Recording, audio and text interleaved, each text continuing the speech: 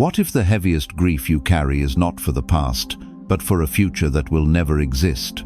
Have you ever noticed how the mind clings most desperately not to what happened, but to what you were certain was going to happen? There is a strange kind of invisible suffering that comes from holding on to a promise the universe never actually made to you. If you have ever felt emotionally exhausted, stuck in a loop of waiting for someone to become who they used to be, this is for you. 1. The grief for a future that never arrived.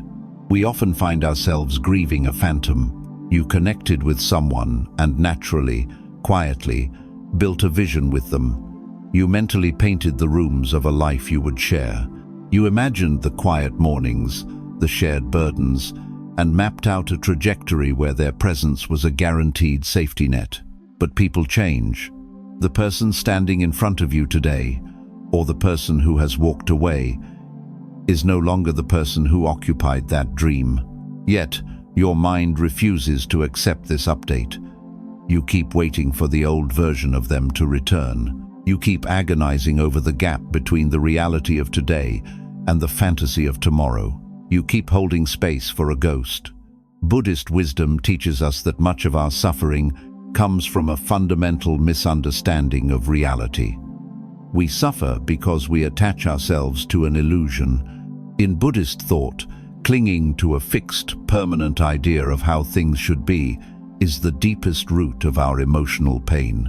We create a rigid mental blueprint of the future, and when reality fails to match that blueprint, we feel a profound, shattering sense of loss. We are not just mourning the changing of a person, we are mourning the death of our own expectations. We are fighting the present moment because we are fiercely loyal to a future that only exists in our imagination. Imagine a traveler who spends months drawing a detailed, beautiful map of an island. They carefully chart the rivers, the mountains, and the safe harbors. But when they finally sail to the coordinates, they find that the island is alive, built on a shifting earth. The landscape has completely changed. The river has moved. There is no safe harbor where they drew it. If the traveler refuses to look up from their paper map, if they insist on navigating by a drawing that no longer matches the reality beneath their feet, they will crash their ship against the jagged rocks. The map is not the territory. This is exactly what we do in our relationships. We draw elaborate maps of the future based on how someone behaved a year ago, or how they made us feel in a fleeting moment of deep connection. We base our entire sense of inner peace on the assumption that they will remain exactly as they were. But humans are not fixed points on a map. They are flowing rivers. They are shifting seasons. They change. Their priorities evolve, and sometimes their path diverges from ours entirely. When someone changes, and we keep demanding they fit into the old map we drew for them, we are the ones steering our own hearts into the rocks. We suffer because we demand the river flow backward. Ask yourself right now, think about the pain you are holding. Are you grieving the person as they are today, or are you grieving the future you projected onto them? What are you afraid will happen if you finally admit that the future you planned is not coming? Pause, breathe. Just observe that resistance. Feel the weight of that unfulfilled expectation in your chest, but do not judge it. Acknowledge that the future you imagined was beautiful, but it is not real. Let the sadness of that realization rise without making it your entire identity. Grieving a lost future is one of the heaviest things a human heart can endure. It requires us to lay down our maps and look at the unfamiliar, changing terrain with honest eyes. But realizing that the map is outdated is only the first step of liberation. Because to truly let go, we must understand the fundamental law of the universe that we are trying so desperately to fight. And this is where the next truth begins.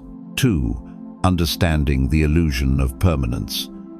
What if the foundation you built your life upon was made of clouds instead of stone?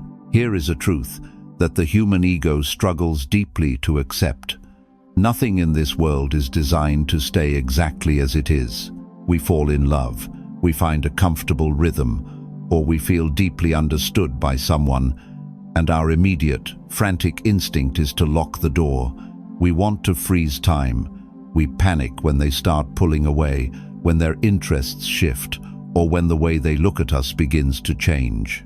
We view their evolution or even their departure as a betrayal, a failure, or a personal attack on our worth. Buddhist wisdom teaches us that suffering is the direct result of ignoring the law of impermanence.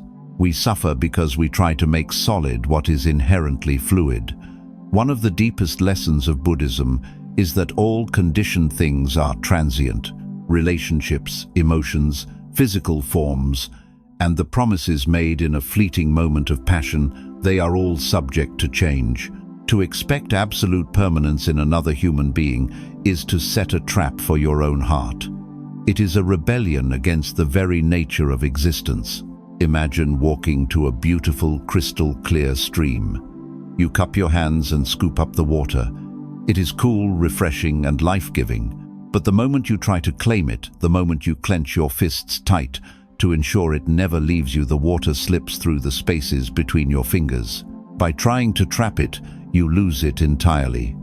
The only way to hold water is to keep your hands relaxed and open, allowing it to rest there, deeply aware that it belongs to the stream, not to your grasp. In our modern lives, we are constantly clenching our fists. We see a shift in someone's mood, a change in their life path, or a subtle distancing, and we grip tighter. We demand explanations. We overanalyze old texts, trying to prove they are breaking a past promise. We exhaust ourselves trying to force the dynamic back to the good old days. We are trying to hold on to the water, ignoring the reality that they are a living, breathing being meant to flow and change, just as we are. Think about your own life. Are you trying to hold a river in a clenched fist?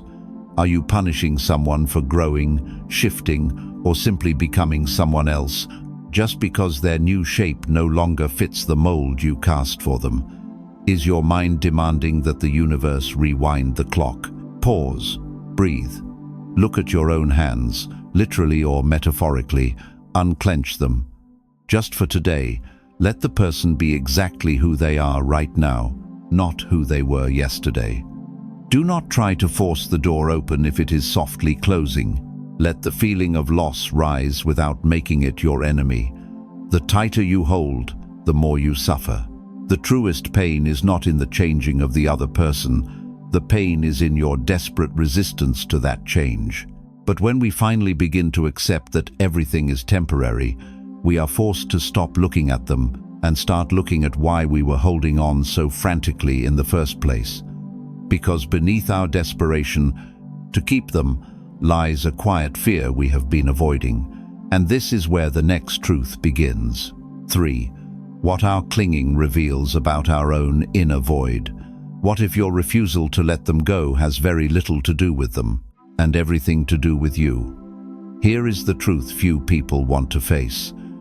We rarely cling to another person purely out of love. We cling because of what they cover up inside of us. When someone changes or walks away, our minds go to war. We obsess over their departure. We replay old conversations, desperately searching for the exact moment the shift happened. We convince ourselves that we cannot survive without their presence or without the future we had planned together. But often, if we look closely, we are not just missing them. We are mourning the loss of the distraction they provided. We use the relationship, the connection, or the fantasy of tomorrow as a heavy blanket to smother our own unhealed pain. When they pull away, the blanket is ripped off.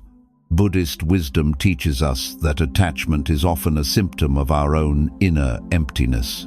We suffer because we constantly seek refuge in external things, people, status, relationships, and promises to avoid facing our own fundamental discomfort.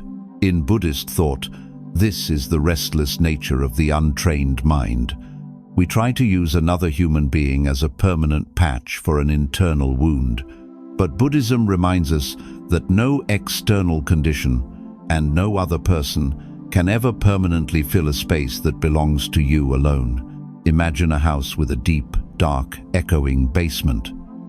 The owner of the house is terrified of the dark, so instead of taking a candle down the stairs to face whatever is hiding there, they invite a beautiful musician into the living room. As long as the musician plays loud, wonderful music, the owner cannot hear the terrifying echoes from below. They feel safe. But eventually, the musician packs up their instrument and leaves. Suddenly, the house is devastatingly quiet. The echo returns. The owner falls to their knees, begging the musician to come back. But they are not truly crying for the music. They are crying because they are terrified of the basement. In our modern lives, we make other people our musicians. We use a partner's attention, the comfort of a shared routine, or the promise of a future together to silence the quiet dread of sitting alone with ourselves. We use them to avoid feeling our own lack of purpose, our fear of growing older, or our deep-seated belief that we are not enough on our own. When they change, when their music stops playing the tune we come, we feel completely abandoned. We panic, not because they are gone, but because we are suddenly left alone in our own quiet house, forced to listen to the echoes we have spent years trying to ignore. Ask yourself with radical honesty, what were they masking for you? When you strip away the romantic ideas and the future plans, what are you truly afraid of feeling? Are you terrified of losing them, or are you terrified of meeting the version of yourself that is left behind when they walk out the door? Pause, breathe, sit in the quiet for just a moment. Feel the emptiness you have been trying to avoid. Do not run from it. Do not immediately try to fill the silence. Let the feeling of loneliness rise without making it your identity. Realizing that you have been using an imagined future to avoid your present self is a painful awakening. But it is also the beginning of true freedom. Because once you see the empty space for what it is, you realize the immense danger of building your entire existence around something that is missing. And this is where the next truth begins. 4. The danger of orbiting an empty space. What if the center of your universe has become a ghost? Here is a truth that is deeply painful to acknowledge. You can spend years of your life carefully building a home around a door that will never open again.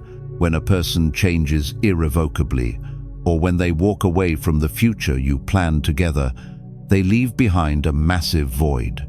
But instead of letting that space remain empty, or slowly filling it with new life, we often do something entirely self-destructive. We reorganize our entire existence around their absence. We wake up, and our first thought is the gap where they used to be. We unconsciously measure every new joy against the memory of how things were. We observe them from a distance, looking for clues that they might turn back into the person we remember. We keep the emotional space perfectly preserved, waiting for a return that is not happening. We allow their absence to become the loudest presence in our lives. Buddhist wisdom teaches us about the profound danger of false refuge. We suffer because we anchor our hearts to things that are no longer real. In Buddhist thought, true mindfulness requires us to inhabit the reality of right now. When our mind revolves endlessly around what is missing, we drain all the vitality and truth out of what is actually here. We trap ourselves in a self-made prison of suffering, bowing down daily to an illusion. Buddhism reminds us that where we place our attention is where we place our life force. Imagine a planet whose sun has quietly burned out and disappeared. Instead of drifting outward to find a new solar system, a new source of warmth and light, the planet continues to furiously orbit the exact freezing space where the sun used to be. It circles the dark void, year after year, locked in the gravitational pull of a ghost. The planet grows cold, lifeless, and completely stagnant, forever exhausted by spinning around a star that can no longer offer it any light. In our modern lives, we become exactly like that frozen planet. We orbit the ghost of our past relationships, shifting friendships, or broken promises. We hesitate to embrace new opportunities, to pursue different passions, or to open our hearts to new people, because we are subconsciously keeping our orbit clear just in case they decide to return to their old self. We replay arguments in the quiet of the night. We have imaginary conversations in the car with someone who is no longer listening. We are exhausting our emotional reserves, circling a void. Ask yourself right now, think about your own life. Are you truly living your days, or are you just circling an empty chair? Is your daily routine moving you forward, or is it just keeping you tethered to the space they left behind? Are you holding your breath, waiting for a ghost to speak? Pause, breathe. Notice where your energy is directed in this very moment. Gently pull your attention back to your own body, your own breath, your own ground. You do not have to keep orbiting what is already gone. Dedicating your life to an absence will never bring the light back. It will only slowly freeze the beauty out of your present moment.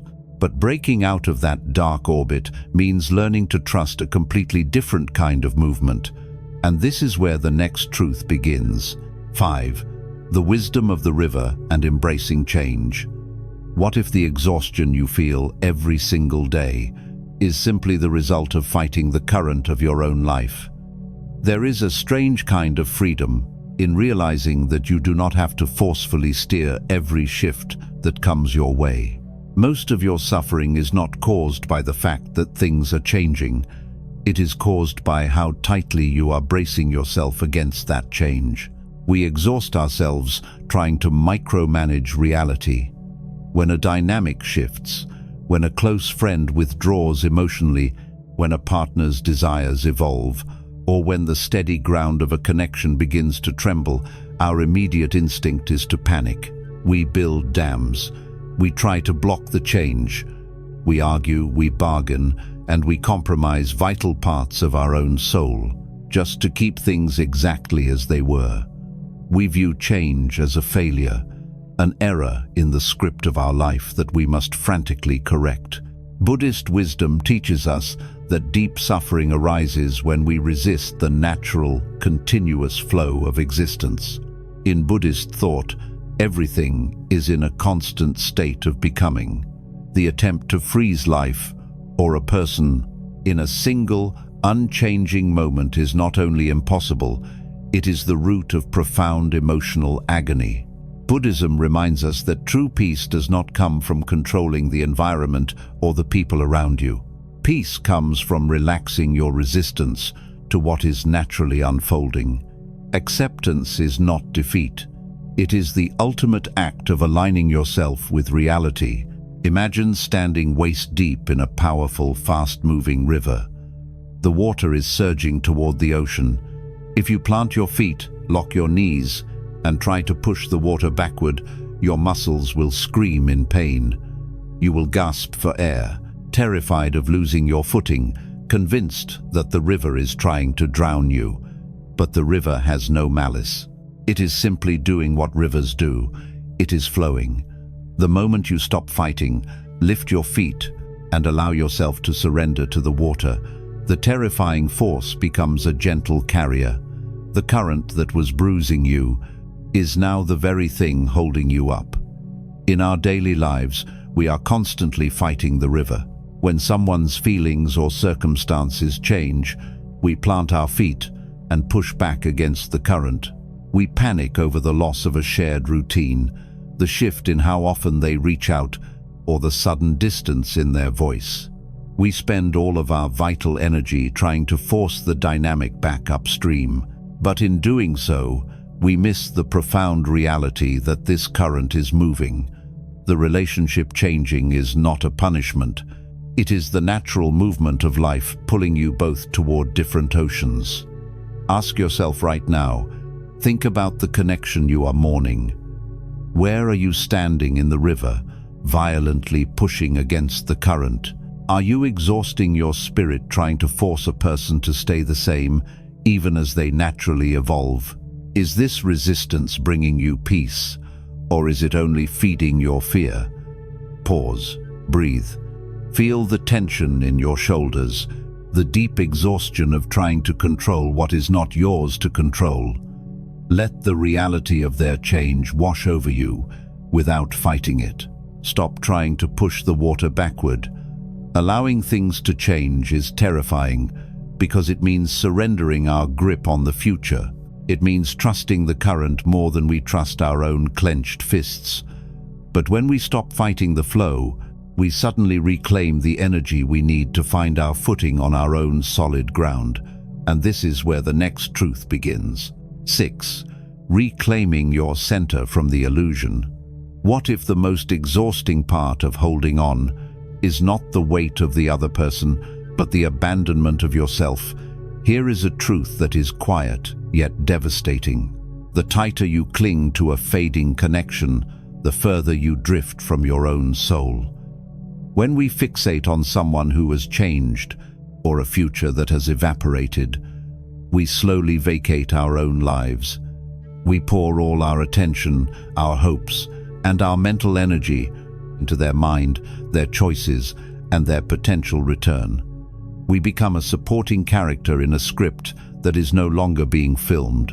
We obsess over what they are thinking, why they pulled away, and what we could have done differently. We check our phones waiting for a screen to light up. We lose our appetite for our own existence, making every daily decision through the lens of their absence. We leave our own inner home completely empty and unguarded. Buddhist wisdom teaches us the profound importance of returning to the self. In Buddhist thought, the mind is prone to wandering outward, seeking stability and validation in the external world. But true refuge can only be found within. When we lose our center, we suffer because we have handed the keys to our peace over to an illusion. We have made our emotional state entirely dependent on someone else's behavior. Buddhism reminds us that our primary responsibility is to tend to our own mind, to bring our awareness back from the distant shores of what if to the solid ground of right here, right now. Imagine a beautiful ancient temple perched high on a quiet mountain. The caretaker of the temple becomes so obsessed with watching a storm brewing on the distant horizon that they completely forget to tend to the sanctuary. They stare outward for days, terrified of what the clouds might do. They leave the heavy doors wide open. The inner fires slowly burn out. The sacred halls grow freezing cold and covered in dust. They are so fixated on the distant weather that they abandon the very space they were tasked to protect. The storm may never even reach the mountain, but the temple is ruined anyway, not by the rain, but by the caretaker's profound absence. In our modern lives, we abandon our own temples constantly. We stop investing in our own joy, our own quiet moments, and our own growth because we are too busy watching the horizon for a text message, an apology, or a sign that they have changed back. We let our own inner fires burn out. We ignore our own exhaustion because our attention is entirely consumed by someone else's journey. We have vacated our own center to stand guard over a completely empty promise. Ask yourself, who is tending to your life right now, while your mind is 100 miles away, obsessing over a future that will not happen? Who is taking care of you today? Is your temple growing cold while you stare at the clouds? Pause, breathe. Bring your awareness back to your own body. Feel the solid ground beneath your feet. Call your vital energy back from the horizon and pull it back into your own chest. You are the only caretaker of your life. You do not have to leave your own home cold and empty, just to wait for someone who is walking a different path. But calling your energy back is only possible when you learn how to open your hands without breaking your own heart. And this is where the next truth begins. 7. The gentle art of mindful release. What if letting go is not an act of violence against your memories, but an act of deep compassion for your present self? Most people do not realize that the hardest part of releasing a fading connection is the false belief that you must force it to happen. We think that to let go, we must completely erase the person from our minds. We believe we have to burn the bridge, deny that the connection was ever beautiful, or summon a great anger just to push the pain away. When we realize someone has changed and our imagined future is gone, we often go to war with our own grief. We try to aggressively cut the cord. We punish ourselves for still caring. We obsess over finding final closure, believing that if we can just figure out exactly what went wrong, we will finally be set free. But this forced detachment only creates more exhaustion. You cannot violently evict a feeling from your heart. The harder you push against a memory, the more deeply you embed it into your mind.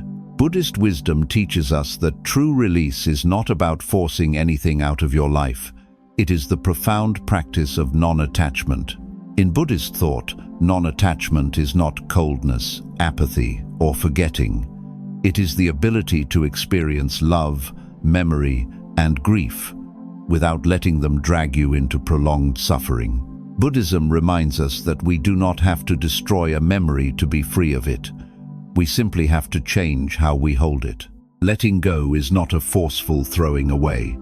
It is a slow, quiet unclasping of the fingers. Imagine you find a beautiful, frightened bird that has accidentally flown into a quiet room. You love the way it sings, and a part of you wants to keep it forever. But the bird is panicking, hitting the glass, desperate for the open sky.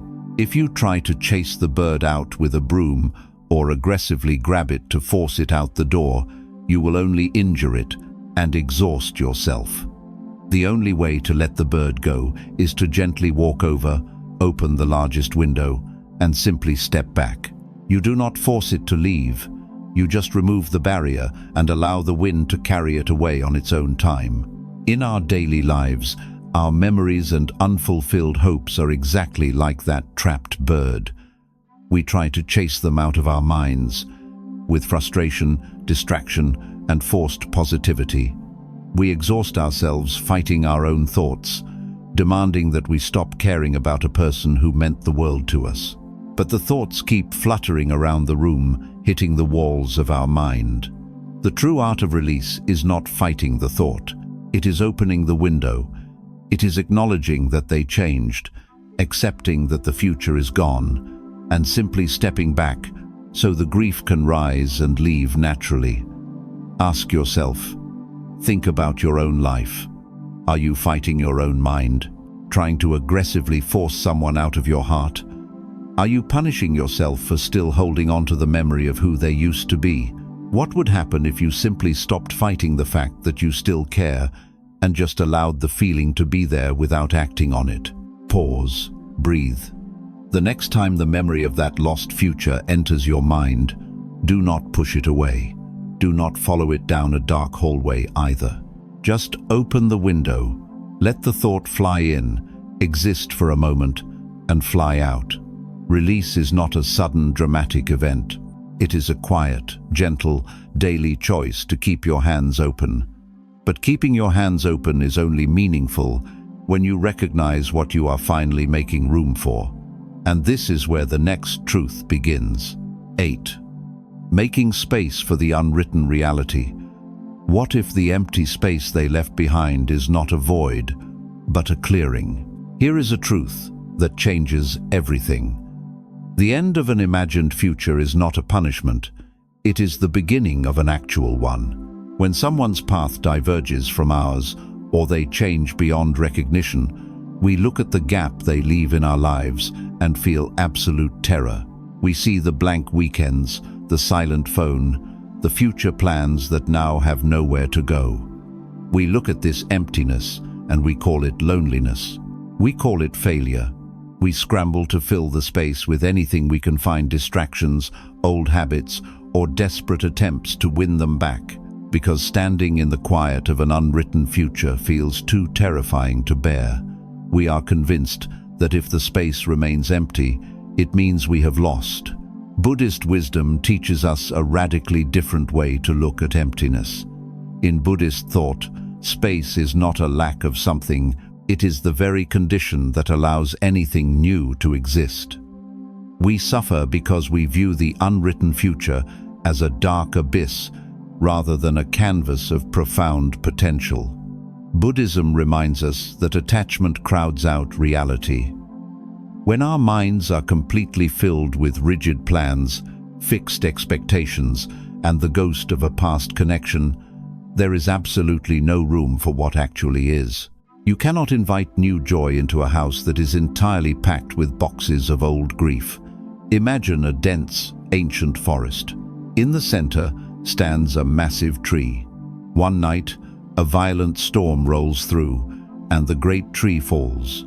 For a long time, the center of the forest looks like pure devastation. There is an enormous, gaping hole in the canopy, but because that massive tree is gone, sunlight can finally reach the forest floor for the very first time in decades. And in that newly opened light, 100 new seeds that had been sleeping in the dark for years, suddenly have the space, the warmth, and the room they need to grow. In our modern lives, we look at the departure of a person or the end of a phase as a fallen tree. We focus entirely on the ruined landscape. We mourn the shade they used to provide, but we completely forget to look at the sunlight that is now pouring in. We forget that the massive amount of energy, time, and emotional devotion we were pouring into a fading connection is now returned to us. That light is yours again. You now have the incredible space to discover passions, peaceful routines, and quiet joys that never would have survived in the shadow of that old relationship. Ask yourself, think about your own life. What seeds have been sleeping in the dark while you stood in the shadow of this connection? If you stop using all your vital energy to wait for an old door to open, what beautiful new things might finally have the sunlight to grow? Pause. Breathe. Look at the empty space in your life right now. Instead of calling it loneliness, try calling it room to breathe. You do not have to immediately know what the new future looks like. You just have to be willing to leave the space open, because true peace is not found by constantly looking backward at what you lost. It is found by slowly turning around. And this is where the final truth begins. 9. The quiet freedom of moving forward. What if the future you are walking into is far more beautiful than the one you were trying to force? Think back to the heavy grief we started with, the quiet agony of grieving a phantom, of desperately waiting for someone to become who they used to be. You have spent so much time holding onto a map that no longer matches the terrain beneath your feet. You have exhausted yourself trying to push the heavy river backward, trying to force the water back into a shape it outgrew long ago. You have lived in the shadow of a deeply ingrained illusion, orbiting a space that was entirely empty. But look at where you are right now. You are still breathing. You are still standing on solid ground. Buddhist wisdom does not ask you to forget the love you felt, the plans you made, or the genuine beauty of what that connection used to be. It simply asks you to let life meet you exactly where you are today. The illusion of permanence kept you trapped in a loop of waiting, freezing your own potential just in case a ghost returned. But by embracing non-attachment, by unclenching your hands, and finally letting the water flow, you have done something incredibly brave. You have stopped abandoning your own temple. You have called your vital energy back from the distant horizon and brought it home to your own chest. You are no longer the freezing planet frantically orbiting a burned-out star. You have allowed the old tree to fall, and you are finally feeling the warm sunlight hit the forest floor. You have walked across the room, opened the heavy window, and allowed the trapped bird to fly away on the wind. The empty space in your life is no longer a monument to a ghost. It is a clearing. It is a quiet, sacred space where the unwritten reality of your own life can finally begin to take root. Letting go of an imagined future is not a failure, and it is not a surrender to despair. It is the ultimate act of self-respect. It means you trust yourself enough to walk into the unknown without dragging a heavy, broken compass behind you. It means you recognize that your peace, your joy, and your purpose do not depend on another person staying exactly the same. When you finally stop obsessing over the person who has changed, you suddenly have the profound energy to witness how much you have grown, too. You have survived the breaking of an illusion. You have faced your own inner emptiness and realized that it is not a terrifying darkness. It is a quiet sanctuary waiting for your return.